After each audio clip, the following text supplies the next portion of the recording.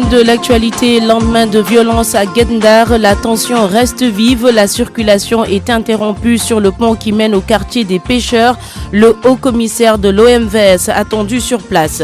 Sur ces manifestations, le ministre de la Pêche brise le silence. Alioune Ndoye appelle les pêcheurs à la raison. Des négociations sont en cours avec les autorités mauritaniennes. L'épidémie de coronavirus, le collectif des parents des étudiants de Wuhan souhaite le rapatriement immédiat de leurs fils. Les 13 étudiants en question se portent bien pour le moment.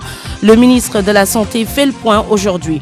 Et puis les suites des rapports de la Cour des comptes, le directeur général du SUCES, pas du tout ébranlé par d'éventuelles poursuites judiciaires. Cheikh Ndiaye déclare n'avoir rien à se reprocher, vous l'entendrez.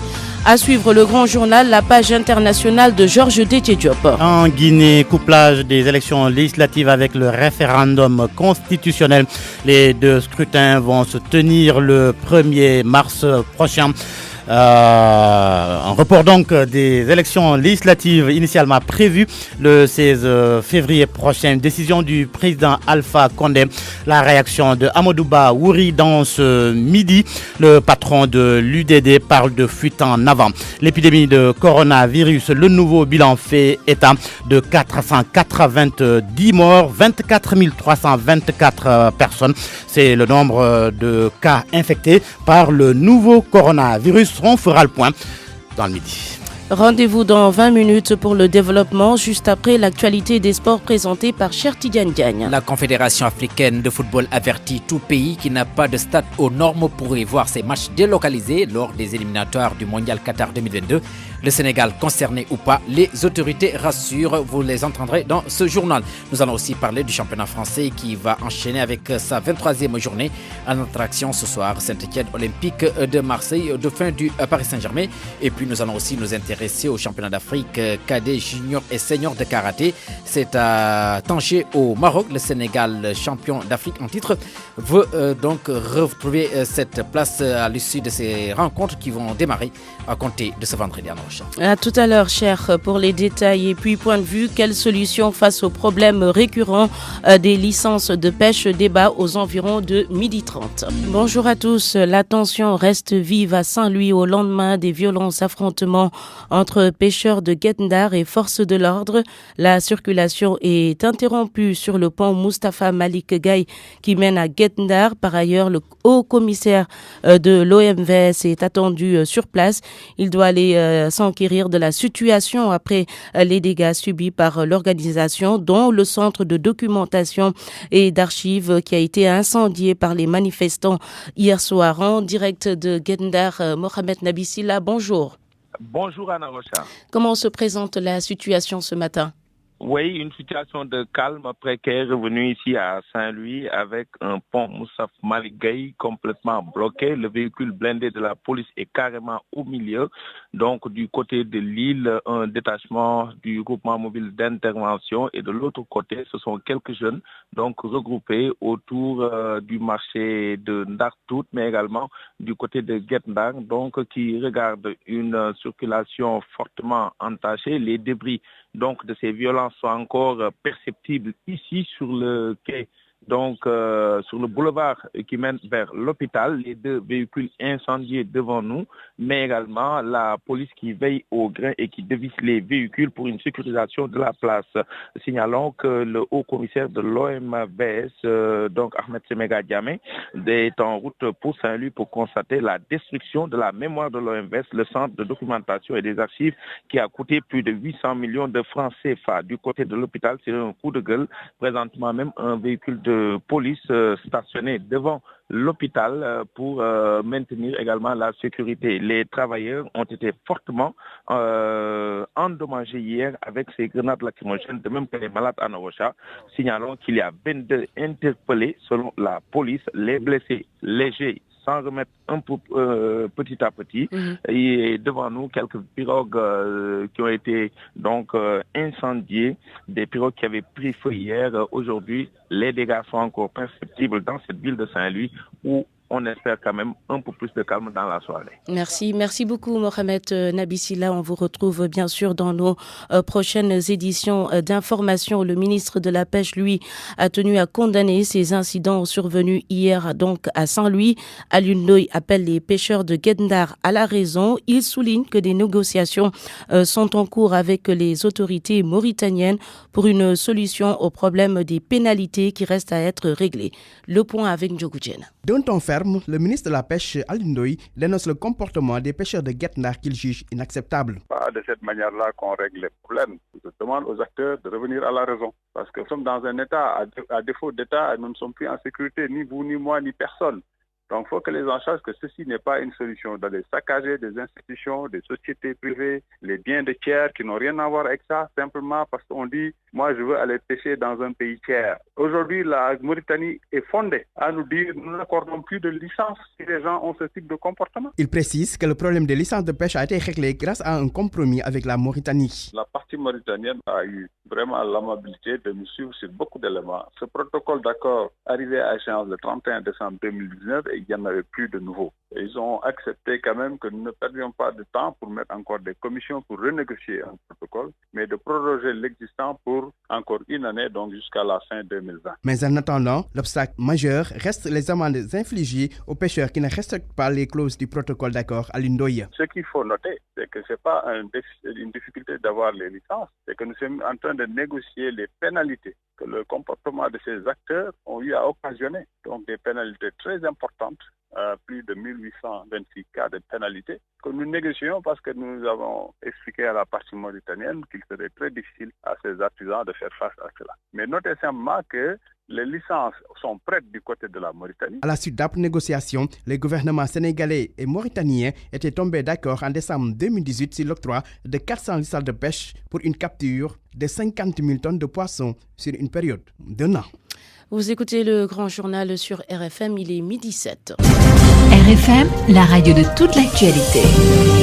Le cœur meurtri et amer, le collectif des parents des étudiants de Wuhan souhaite donc l'exfiltration immédiate de ses fils. Le collectif assure que ces étudiants au nombre de 13 sont actuellement en parfait état de santé et que l'État du Sénégal a bel et bien les ressources diplomatiques et financières pour leur rapatriement. Yoroba, le porte-parole du collectif des parents des étudiants sénégalais qui était en conférence de presse ce matin. Donc, on l'écoute au micro de Koumba Sandiane Faye.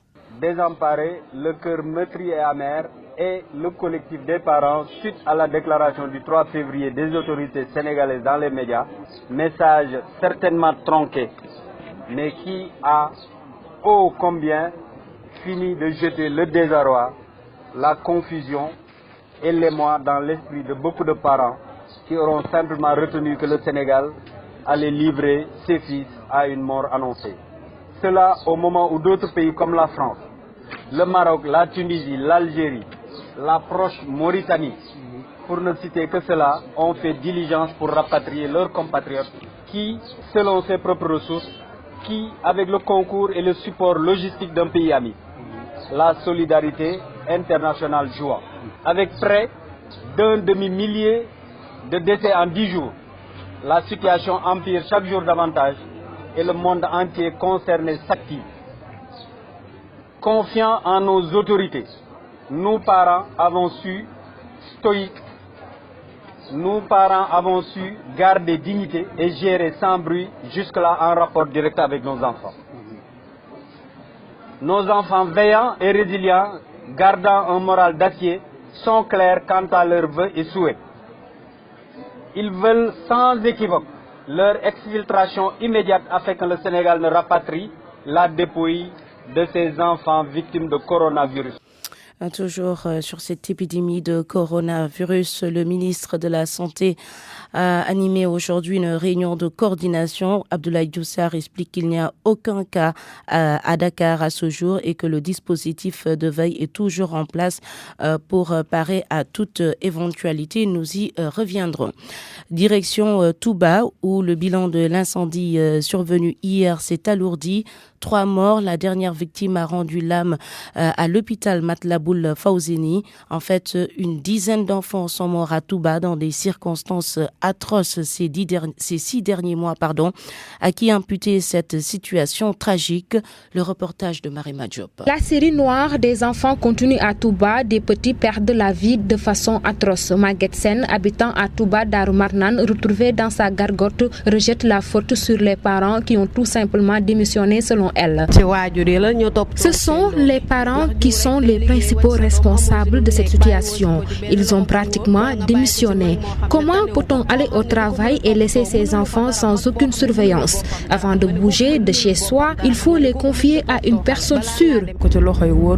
Le niveau de pauvreté dans certaines familles peut expliquer la situation, mais n'empêche, les parents doivent être beaucoup plus vigilants de l'avis de Aïdara. La pauvreté fait partie des causes, mais bien vrai que il faut aller faire du travail pour vraiment satisfaire les enfants, mais aussi la plus grande richesse c'est les enfants, donc il faut avant tout les protéger. La responsabilité de tous est engagée. Il faut plus de vigilance dans les maisons et éloigner les objets dangereux. Conseil de grand-mère. Fatou Ndiaye, c'est son nom. Avant-hier, un enfant a mis le feu chez moi au matelas. Il faut éloigner les enfants de tout objet qui peut constituer un danger pour eux, que ce soit les couteaux, les allumettes, même chose pour les bassins. Il faut les fermer à clé après les avoir remplis.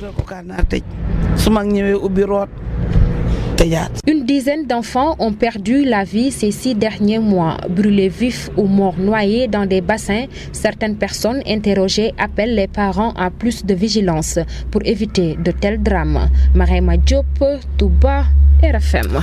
Un autre incendie survenu dans la nuit d'hier à aujourd'hui au marché Petersen. Des millions sont partis en fumée.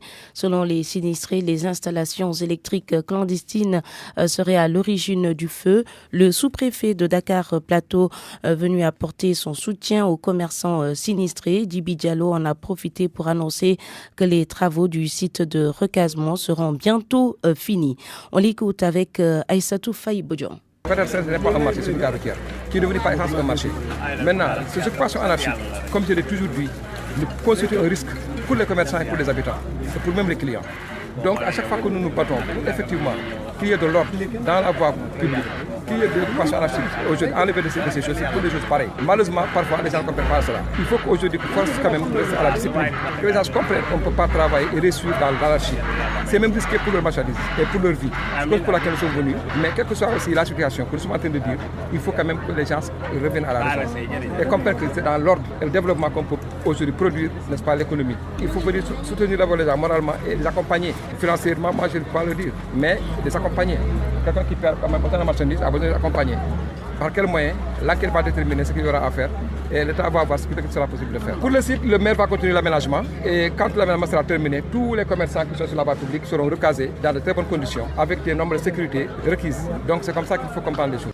À l'instant, Dibi Diallo, le sous-préfet de Dakar Plateau, les commerçants sinistrés disent avoir alerté à plusieurs reprises les autorités, mais sans suite. Nous y reviendrons peut-être tout à l'heure avec Aïssatou Faye-Bodian, elle est en place. Elhadj Thiaw, commerçant, vient de perdre plus de 35 millions de francs CFA. Selon lui, l'installation clandestine de l'électricité est à l'origine. Les installations clandestines, Depuis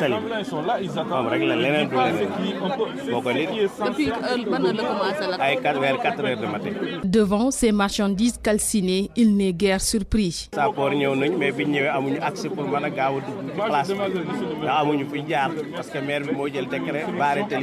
Pendant 1 an et quelques wax nañu lii wax naa ko man personne ak mbooloo ni ko li nga installé fii dana fi mas a andi jéeye bis bu ñëwee nag borom kër yi sàmm lañ cee dee. Khalifa Thiaw, marchand ambulant, n'a pu sauver qu'une valeur de 200 000 francs CFA. Fii moom boo koy xayma saa bi ay millions moo fi nekk ndax man en fait bërki démb rek dama jënd ay bagages yu bees bagages li si jot a génn saa bi motul 200 000 bi ma réglé ak yeneen bagages yi fi nekkoon affaire yooyu bagage yi lakk daal bëri na wante sant yàlla. Kon fu mu toll nii bi nga ñëwee fekkoo ci dara. non fekkuma fi dara bi ma ñëwee li ma fekk lépp lakk ba jeex ndax man maa ngi tëdd bi ma léegi nii lan ma ay 6 heures du matin lan ma woo dama sa place la fenn si laa jub ñëw xool fekk bagage sëb la. Pas de perte en vies humaines ni en matériel. Issa Doucouré, un voisin du premier étage, très en colère, dénonce. Moi j'habite juste là en haut, sur le premier là que vous voyez là en haut, juste là. Et il n'y a pas eu de dégâts? Dedans, il n'y a pas de dégâts, mais seulement nous, c'est nous-mêmes. Nous, on n'est pas des sapeurs-pompiers. On a pris notre précaution pour monter et éteindre, pour éteindre là aussi dans la boutique derrière. Les marchands ambulants, dans le désarroi total, comptent se retrouver pour évaluer les pertes. RFM, la radio autrement.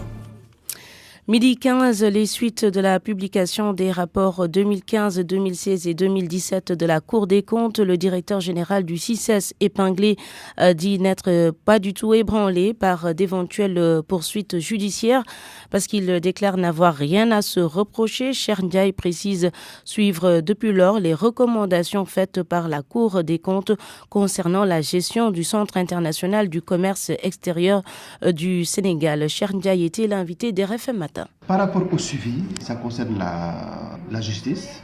Et la justice, par rapport à la mission d'exploiter ces rapports-là et prendre les mesures qu'il faut prendre. Donc, selon vous, il appartient maintenant à la justice de faire son travail, de donner des suites à ces rapports publiés par la Cour des comptes. Mais un rapport est fait pour être exploité. Ceux qui ont la charge de le faire peuvent le faire. En tout cas, nous, on n'est pas inquiétés. La Cour des comptes n'a formulé que des recommandations et nous sommes en train d'exécuter ces recommandations. En faisant quoi exactement? Bon, il y en a beaucoup. Je précise que le rapport est terminé en 2015, 2016, 2017, 2018. Nous sommes en train d'exécuter. Je prends un exemple. Par exemple, la restauration pendant la foire. La Cour des comptes avait dit que vous ne pouvez pas avoir prime de foire et restauration. On a éliminé la restauration. Par exemple, la location de groupe. J'ai dit à mes collaborateurs, on ne peut pas acheter un groupe qui satisfait leurs besoins, c'est-à-dire 1000 kVA, mais on peut commencer à exécuter la recommandation de la Cour des comptes. Et en 2018, j'ai acheté un groupe de 250 kVA. Et c'est comme ça qu'on va le faire jusqu'à la satisfaction du besoin. Par exemple, les recrutements, on ne recrute plus de personnel temporaire. Aussi, on a baissé le personnel temporaire de 80 millions à 20 millions.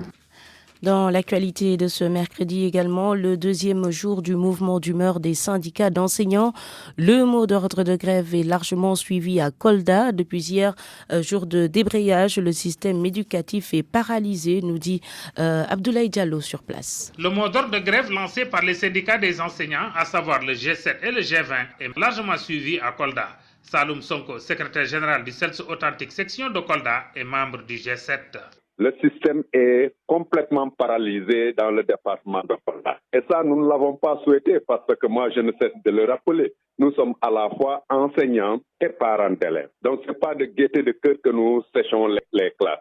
Mais c'est que face à un gouvernement dont la volonté manifeste de dépasser ces questions-là, nous n'avons d'autre alternative que de lutter. Malheureusement, le silence également de l'opinion, notamment des parents d'élèves, est inquiétant. Hier, après leur débrayage, à partir de 10h, les enseignants s'étaient donné rendez-vous à l'école d'application Abdoulaye Diallo de la commune de Kolda pour une assemblée générale. Lors de l'assemblée générale qui s'est tenue à l'école élémentaire Abdoulaye Diallo, nous avons senti une forte mobilisation des enseignants. En plus de la mobilisation, nous avons trouvé des enseignants engagés, disciplinés syndicalement, qui ont compris que les enjeux sont énormes, notamment par rapport aux lenteurs administratives. C'est pourquoi, en tant qu'organisation syndicale, puisque tous les enseignants se sentent concernés par les points de la plateforme revendicative, nous n'avons pas du mal à mobiliser. Même les enseignants des écoles du monde rural qui, pour la plupart du temps, ne vont pas en grève, mais cette fois-ci, nombreux parmi ces enseignants ont observé ce mot d'ordre de grève. RFM Kolda, Abdoulaye Diallo. RFM. L'actualité internationale. À midi passé de 19 minutes. Bonjour Georges Détier. Bonjour Anna Rocha. On démarre avec l'épidémie de coronavirus. Le bilan grimpe de jour en jour. Le nombre de décès confirmés est passé à 490 morts au moins. Cela après que les autorités de la province de Hubei ont annoncé ce matin 65 nouveaux décès. Selon RFI, le nombre de nouveaux cas confirmés s'élève à 3887, ce qui porte à 24 324 le nombre de personnes infectées par le nouveau coronavirus. Au Japon, au moins 10 personnes à bord d'un bateau croisière ont été placées en quarantaine. Elles sont contaminées par le coronavirus. Le coronavirus qui inquiète ici au Sénégal parce que des étudiants sénégalais sont bloqués à Wuhan, épicentre de l'épidémie. Le secrétaire d'État au Sénégalais de l'extérieur rassure les parents. Aucun d'entre eux n'est contaminé par le coronavirus. Les autorités qui disent être en contact avec ces étudiants qui sont bloqués à Wuhan. Je vous propose d'écouter Moïse Sarr au micro d'Awambaye. Aucun Sénégalais, qu'il soit de Wuhan ou de la Chine, et même des autres pays où cette présence du virus a été signalée, n'est contaminé. Le deuxième élément important à ce qui concerne la Chine, c'est que notre ambassade est en contact permanent avec le responsable des étudiants sénégalais en Chine. Et au niveau de Wuhan, il y a effectivement un responsable qui au début était en relation permanente aussi avec l'ambassade. Mais depuis un certain temps, des instructions ont été données pour que l'ambassade puisse discuter directement avec les 13 étudiants qui vivent effectivement cette situation de stress et de psychose. Et mieux, nous avons eu aussi à instruire Paris.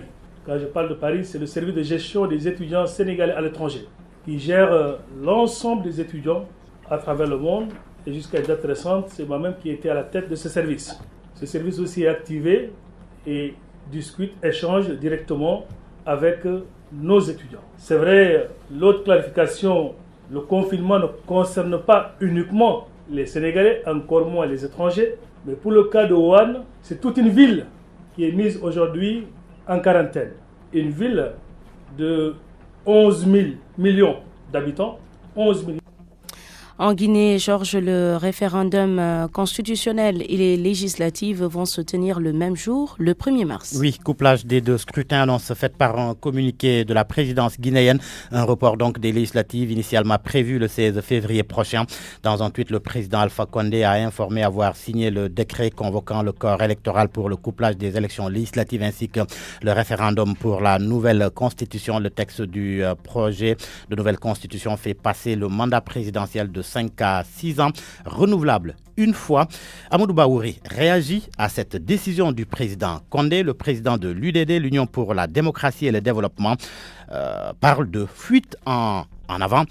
Nous avons joint Amadou Baouri à Conakry. Les autorités morales de la Guinée, la majorité d'entre elles, en plus le clergé catholique, lui avait demandé de surseoir à toute initiative en attendant de faire prospérer la médiation que les chefs religieux allaient prendre comme initiative. Ils n'en ont pas tenu compte. Le clergé catholique a demandé au président de la République de respecter la Constitution. Tout cela a été mis de côté. Les manifestations du FNDC qui ont montré une forte adhésion de la population au respect de la Constitution telle qu'elle a été adoptée en 2010, ces manifestations n'ont pas permis au président de la République de prêter une attention bienveillante à cet égard. Donc, en d'autres termes, c'est une volonté effrénée de faire en sorte qu'il y ait un changement constitutionnel qui est en réalité anticonstitutionnel au regard de la Constitution de la Guinée et au regard également des dispositions de la Charte de l'Union africaine qui considère ce que les autorités guinéennes sont en train de faire comme un véritable coup d'État. Donc, on en est à ce niveau où les Guinéens sont inquiets. Nos partenaires stratégiques ont marqué leur défiance vis-à-vis de cette procédure et les voisins de la Guinée observent cela avec beaucoup d'inquiétude parce que la déstabilisation de la Guinée va entraîner ipso facto une déstabilisation généralisée de la sous-région. Mais comme le président Alpha Condé a l'air de ne pas accorder de l'importance à tout cela, on verra dans les prochaines semaines ce qui risque de s'en suivre. Mais d'ores et déjà, c'est une fuite en avant qui ne prospérera pas parce que les revendications sociales qui vont intervenir dans les prochaines semaines, en plus de la crise politique, crise sécuritaire et crise de perte de légitimité, tout cela, aucun gouvernement au monde ne peut résister à cela. Donc, les autorités guinéennes sont en train d'accélérer leur propre perdition. Et puis, Georges, cette saisie record de drogue en Côte d'Ivoire. 411 kg de cocaïne, c'est lors d'une opération menée en mer hier, lundi, selon Jeune Afrique. La drogue, dont la valeur est estimée à 40 millions de dollars, avait été convoyée à bord d'un navire en provenance du Brésil. Point de vue aujourd'hui, quelle solution face aux problèmes récurrents des licences de pêche suite à de nouveaux affrontements hier à Guet-Ndar entre pêcheurs et forces de l'ordre? Le débat dans 10 minutes également. La page des sports présentée par Cher Tidiane Diagne. Bonjour Cher. Bonjour à vous Anna et bonjour à tous. Le Sénégal ne se sent pas encore menacé par la décision de la CAF de ne pas homologuer les stades pas aux normes. Oui, tout pays qui n'a pas de stade aux normes pourrait voir ses matchs délocalisés lors des éliminatoires du Mondial Qatar 2022. Une commission d'inspection des stades est d'ailleurs mise sur pied. On le sait, notre pays en course pour une qualification à la prochaine Coupe du Monde n'est vraiment pas bien loti en la matière. Le stade La Dior de Thiès, depuis quelque temps, les matchs appelés plutôt les matchs de l'équipe nationale sans pour autant donner toutes les garanties. Cependant, les autorités rassurent. Sodadia. La CAF a mis sur pied une commission d'inspection des stades qui vont abriter les matchs des qualifications pour Qatar 2022. Pour les prochains matchs éliminatoires de la Coupe du Monde, il ne sera plus possible de disputer des rencontres dans des enceintes qui ne répondent pas aux normes. Si les stades ne sont pas mis aux normes, une délocalisation des matchs est envisagée. Joint au téléphone, le directeur chargé des infrastructures au niveau du ministère des Sports rassure pour le cas du Sénégal. Cher Tidiane Sarr affirme que le stade La Dior de Thiès peut bien accueillir les matchs internationaux. Il ajoute que le ministère des Sports met les moyens nécessaires pour assurer l'entretien du stade La Dior. La commission d'inspection des stades est composée d'anciens internationaux. Il s'agit de Khalilou Fadiga, Patrick Mboma, Noureddine Naibet, Daniel Amokachi, Erita Ilunga et Diomansi Kamara. Ce dernier, sur sa page Facebook, dit être fier et honoré de faire partie de cette commission avec la volonté de développer le football africain. On ne peut plus tolérer que les joueurs de nos équipes nationales jouent dans des stades où les pelouses sont catastrophiques, pas d'éclairage approprié ou encore des bancs de touche avec des chaises en plastique, poursuit Diomansi Kamara.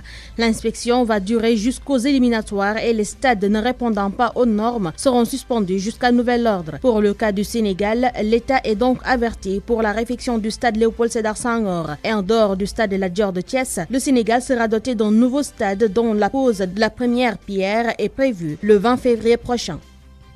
Le footballeur Mamadou Niang s'engage en politique. Oui, l'ancien attaquant des Lions et de l'Olympique de Marseille rejoint officiellement le candidat de la LRM, la République en marche pour les municipales à Marseille. Présentement directeur sportif d'un club de 3e division logé à Marseille, Mamadou Niang se dit très attaché à Marseille et fier de porter les couleurs de l'Olympique de Marseille. Ce soir, pour la suite de la 23e journée de la Ligue 1 française, un choc attendu entre l'Olympique de Marseille et Saint-Etienne justement. L'Olympique de Marseille donc qui va se rendre à Saint-Etienne.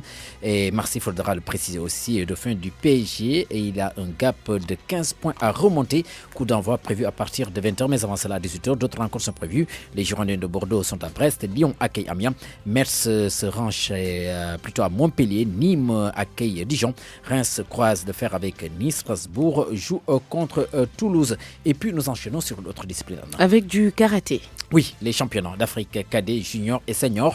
Le Sénégal remet son titre en jeu à Tanger, c'est au Maroc ce week-end, toujours avec la même ambition. Foden Dao, responsable des sélections du Sénégal, confiant, on l'écoute. On est bien arrivé. Aujourd'hui, c'est l'examen des arbitres, donc on s'est concentré sur les arbitres. Les athlètes viennent d'arriver aujourd'hui au Sénégal, donc on est très concentré. Là, c'est repos. Demain, on va commencer un peu les premiers entraînements. La compétition va démarrer vendredi, toute la journée.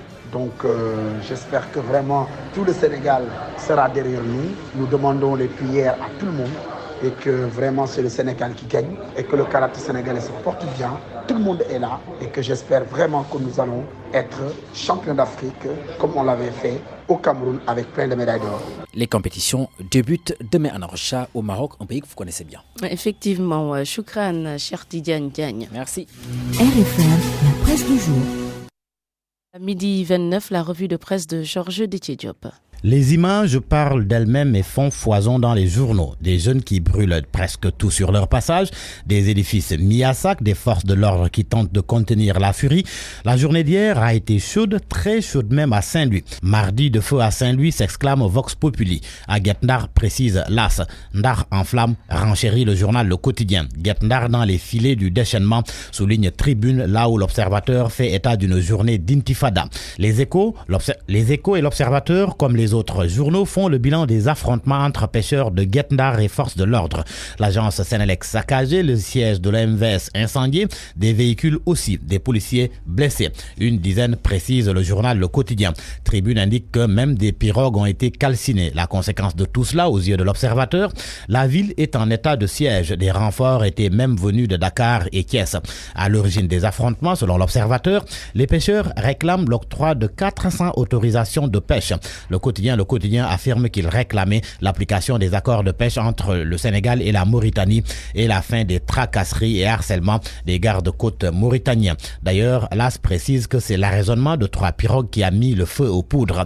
Le feu qui a tué à Touba. Selon Source A, 2 enfants de même père ont perdu la vie dans un incendie au quartier Gouy-Yousseo. Le journal fait aussi état d'un blessé brûlé au 3e degré. L'origine du sinistre n'est pas encore connue. Une enquête est ouverte. L'enquête sur le meurtre de Ndiobasek à Thiaroye. Libération révèle que Ndiobasek a été tué à cause du fœtus de 6 mois qu'elle portait. Selon mon confrère, le présumé tueur et petit ami de la victime, Alun Moto, n'a jamais supporté qu'elle soit tombée enceinte d'un autre homme que lui. 4 personnes ont été arrêtées dans cette affaire. L'Observateur informe qu'ils ont été déférés au parquet et sont poursuivis pour meurtre avec préméditation et association de malfaiteurs.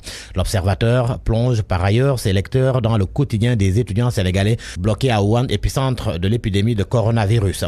Ils vivent dans la routine et l'isolement. L'un d'entre eux confie qu'il mène une vie de bagnard. Un autre déclare qu'il a de la rancune d'être né sénégalais, mais il ne pense pas revenir en Chine s'il arrive à s'extraire de Wuhan. Leurs parents s'y mettent et réagissent à la sortie du chef de l'État. Madame Amar, mère d'un des étudiants, dit avoir accueilli les paroles du président comme un coup de fusil en plein cœur. Cette déclaration de Macky Sall, vue par le journaliste Ibrahima Bakhoum, pour lui, la communication de Macky Sall est violente et désespérante. Macky Sall, dont la photo est à la une de l'Observateur à côté de celle de l'Ivoirien Adama Bictogo. La raison, le journal a mené une enquête sur la construction de l'université Amadou Mahtar Mbow de Diamniadio. L'Obs parle d'un véritable drame et d'une histoire d'amitié entre le président Sall et le ministre ivoirien qui a mal tourné. Macky Sall, Bictogo, le deal qui a mal tourné, à lire aux pages 4 et 5 du journal. Dans Source A, il est question de la gestion de la mairie de Gossas à la lumière du rapport de la Cour des comptes. À la lecture du document, le journal affirme qu'à la mairie de Gossas, c'est le no man's land en termes de pratiques liberticides. Pas de registre de délibération, ni de procès-verbaux, ni de livres comptables entre 2009 et 2014, encore moins de secrétaire municipal.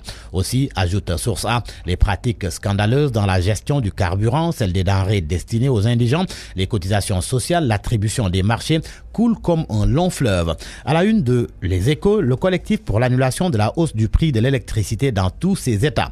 Nyolank demande pardon à Wad, Nyolank authentique voit le jour. Aliou Sané et compagnie regrettent les maladresses verbales de Kilifeu lors de la dernière marche. Mam Chersek et compagnie prêts à rencontrer Macky Sall sans condition et descendre en flamme Nyolank. Ils accusent Aliou Sané et compagnie de dérouler l'agenda politique de leur leader. Dans le secteur de l'éducation, le G7 ne relâche pas la pression. Sud Quotidien fait savoir que les syndicats continuent de dérouler leur mot d'ordre de grève générale sur l'étendue du territoire national. Aujourd'hui, le G7 entend paralyser les enseignements apprentissage après avoir débrayé hier mardi dans le cadre de son deuxième plan d'action. Santé à la une du journal Le Soleil, chirurgie cardiaque, le grand bond en avant du Sénégal selon 2 spécialistes, le professeur Serigne Abdouba, cardiologue, et le professeur Mohamedou Ndiaye, spécialiste de la chirurgie cardiaque. Le Sénégal a rattrapé son retard en matière de prise en charge des maladies cardiovasculaires. Le Soleil se fonde sur leurs propos et cite à titre illustratif l'ouverture d'une unité de coronarographie à l'hôpital de Dantec qui a permis de réaliser des économies de l'ordre de 7 milliards de francs CFA sur les évacuations des malades vers l'étranger depuis 2015. Sport pour terminer, dans Record, un entretien avec le défenseur central Pape Abdou Cissé, sociétaire de l'Olympiakos. Son objectif, reconquérir sa place en sélection. À la une du quotidien Stade, Sadio Mané et Mohamed Salah. Le journal évoque le retour du Lion et le regain de forme du Pharaon. Mané et Salah, duel explosif en fin de saison. L'Égyptien profite de l'absence du Sénégalais Sadio Mané, un retard à rattraper à son retour. À vos kiosques et bonne lecture.